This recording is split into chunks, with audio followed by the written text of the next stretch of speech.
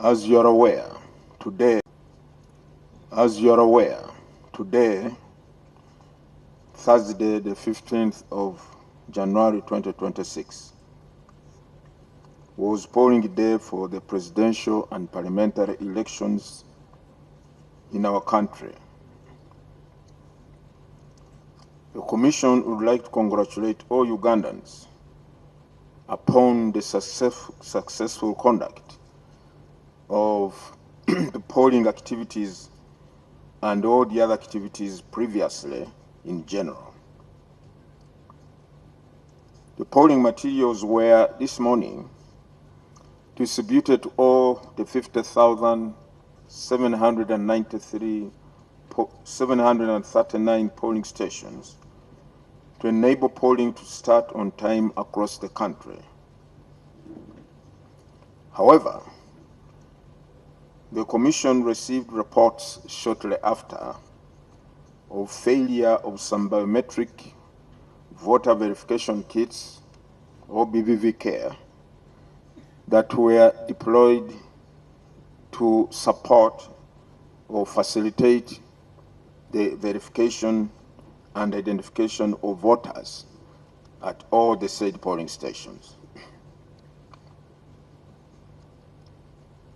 Accordingly, the Commission took the decision and they guided all returning officers that where a BVVK fails to start, the voting process should commence immediately using the National Voters Register in accordance with the electoral laws and guidelines so as not to disenfranchise any voter. This decision was informed by the fact that the failure of the BVVK in some polling stations was not, in our view, sufficient ground to subvert or stifle the power of the people in electing their leaders. That power is sacred and supreme, whereas it was our great desire and expectation that the said kits work wherever they were deployed. The fact of their failure did not water down the unquestionable right of the people of Uganda to exercise their constitutional power under Article 1 of the Constitution to choose leaders of their choice in a free and fair election, provided the exercise of doing so was conducted in line with the existing legal framework.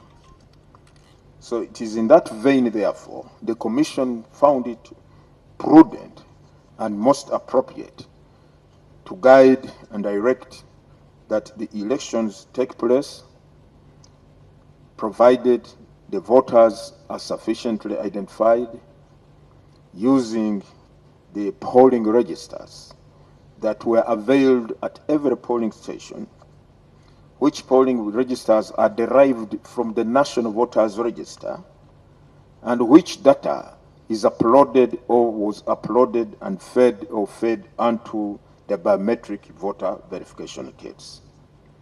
So in light of that fundamental record, which is recognized both in the Constitution and the other acts of Parliament, it was deemed therefore crucial and vitally important that polling or voting proceeds so as to give the people of Uganda their deserved right to elect leaders of their choice. And so it was done. That's why we are here. Nevertheless, the Commission's technical teams were tasked to address the reported technical challenges wherever possible, and stakeholders were being updated accordingly. Furthermore, in recognition of the fact that polling started late or a bit late, rather than the expected time or the scheduled time of 7 a.m., in some areas they started at 10 a.m., 11 a.m., the Commission, therefore, in exercise of its powers, special powers, under Section 49 of the Electoral Commission Act, decided to extend the polling hours, which were earlier scheduled to end or to be concluded at 4 p.m. by 1 hour to 5 p.m. at all polling stations across the country.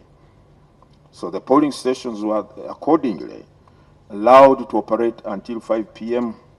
or slightly beyond, depending on whether there were a number of voters still in the queue or in the line at a polling station. This extension was granted in order to allow or enable all eligible voters who were unable to vote earlier or who had come to the polling stations earlier but left due to the delayed, to the malfunctioning of the kits, to be able to come back or to vote, so that none of them is denied the opportunity to exercise his or her right. The Commission wishes to commend the people of Uganda that despite those challenges, they remained calm, they remained tolerant, patient, until the time we said polling can proceed on the basis of the hard copy national voters register.